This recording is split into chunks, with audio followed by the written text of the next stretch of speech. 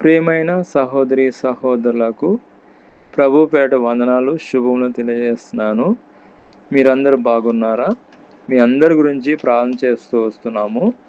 మీరు ఎవరైనా కొత్తగా ఛానల్ చూస్తున్నట్లయితే దయచేసి సబ్స్క్రైబ్ చేసుకోండి. అదేవిధంగా ఇతరులకు కూడా తెలియజేయండి. ఈరోజు మనం దేవుని వాక్యంలో నుంచి మనం చూసుకుంటే యెహోవా నీకు నీడగా ఉండును. మనం రెఫరెన్స్ చూసుకున్నట్లయితే కీర్తన గ్రంథము 121వ కీర్తన 5వ వచనంలో రాయబడి ఉన్నది. యెహోవా నిన్ను కాపాడును, నీకు నీ కుడి పక్కన యెహోవా నీకు నీడగా ఉండును.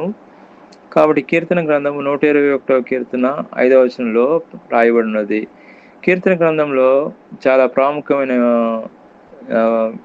ప్రాముఖ్యమైనది ఈ యొక్క వాక్యము.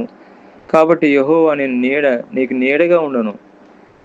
మనం అప్పుడప్పుడు ఉదాహరణ చూసుకున్నట్లయితే ఎండాకాలం వచ్చిందంటే మనం ఏదైనా చెట్ల కింద మనం వెళ్తూ ఉంటామండి చల్లదనం కోసం. అదేవిధంగా మనం చూసుకున్నట్లయితే ఏదైనా వర్షం వస్తే మనం చెట్ల కిందకి వెళ్తూ ఉంటాం. అదేవిధంగా దేవుడు మనకు కష్టాల్లో, శ్రమల్లో, ఇబ్బందుల్లో, ఇరుకుల్లో దేవుడే అండి మనకు సహాయకుడు. దేవుడే మనల్ని ఆదరించేది, దేవుడే మనకు కృప చూపించేది. అదేవిధంగా ఈ నెలంతా కూడా యెహోవా నీకు నీడగా ఉండును. పగలు ఎండ దెబ్బలను, రాత్రి వెన్నులు తగలకుండా నేను కాపాడును. ఈ నెలంతా కూడా మీ సంఘానికి ఆయన నీడగా ఉండును గాక. అదేవిధంగా ఈ నెలంతా కూడా మీ కుటుంబానికి ఆయన నీడగా ఉండును గాక. అదేవిధంగా ఈ నెలంతా కూడా మీ పిల్లలకి ఆయన నీడగా ఉండును గాక. అదేవిధంగా ఈ నెలంతా కూడా ఆయన మీ వ్యాపారాన్ని ఆయన నీడగా చేయను. అదేవిధంగా ఈ నెలంతా కూడా ఉద్యోగంలో నీడగా ఉండును. కాబట్టి దేవుడే అండి మనకు వెలుగు, దేవుడే మనకు ఆయన నీడ, దేవుడే మనకు సర్వం. కాబట్టి దేవుడే మనకు సర్వం. కాబట్టి మనం చూసుకుంటే దేవుని యొక్క వాక్యం చూసుకుంటే కీర్తన గ్రంథము 91వ కీర్తన 1వ వచనంలో చూసుకుంటే మహోన్నతుని చాటు నివసించేవాడు, సర్వశక్తి నీడను విసిరించేవాడు. ఆయనే మనకు ఆశ్రయం దొరకమండి.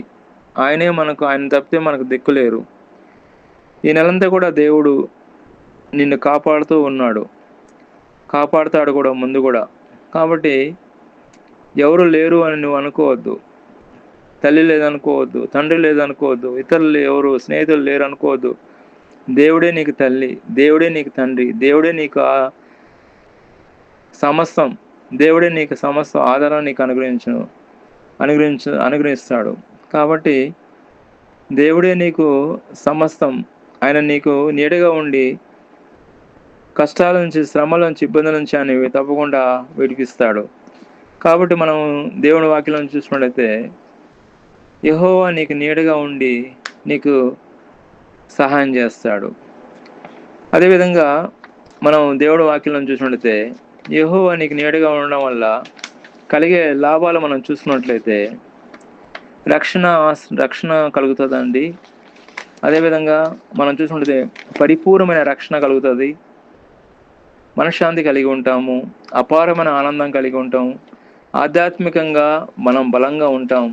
కాబట్టి దేవుడు మనకు ఆయన ఆశ్రయ దుర్గంగా ఉంటే, ఆయన నీడగా ఉంటే మనకు గొప్ప లాభాలు కలుగుతామండి. మనకు అన్ని విషయంలో ఆయన మనకు కృప చూపిస్తూ ఉంటాడు. కాబట్టి దేవుడే మనకు నీడ, దేవుడే మనకు సర్వం, దేవుడే మనకు ఆయన పాదాలు పట్టుకుంటే ఆయనే మనకు సహాయం చేస్తాడు. దేవుడి నీడలో మనం ఉంటే మనకు క్షేమం ఉంటుంది, కాపుదల ఉంటుంది, భద్రత ఉంటుంది, ఆశీర్వాదం ఉంటుంది, దీవెన ఉంటుంది. కాబట్టి దేవుడే మనకు కాపుదల, భద్రత, క్షేమం. దేవుడే మనకు నీడ. యెహోవా నీకు నీడగా ఉంటే ఎన్నో ఎన్నో ఎన్నో ఎన్నో మేలండి. దేవుడు మనకు తోడుగా ఉంటే, దేవుడే మనకు నీడగా ఉంటే, దేవుడే మనకు సర్వం అండి. దేవుడి వాక్యం దీవించిన గాక. ఆమేన్. ప్రార్థన. ప్రియమైన మా పరలోక తండ్రి యేసుక్రీస్తు ప్రభు పరిశుద్ధ నామమును బట్టి మీ సన్నిధికి వస్తున్నాం దేవా. ఈ ఉదయకాలన ప్రత్యేకంగా మీ వాక్యం ద్వారా మాతో మాట్లాడిన విధానం బట్టి మీకు స్తోత్రం. మీ వాక్యానుసారంగా జీవించే కృపను దయచేయమని, ఎవరైతే ఏకీభవిస్తున్నారో ప్రతి ఒక్కరిని దీవించమని ప్రభువైన యేసుక్రీస్తు నామములో ప్రార్థన చేస్తున్నాం తండ్రి. ఆమేన్.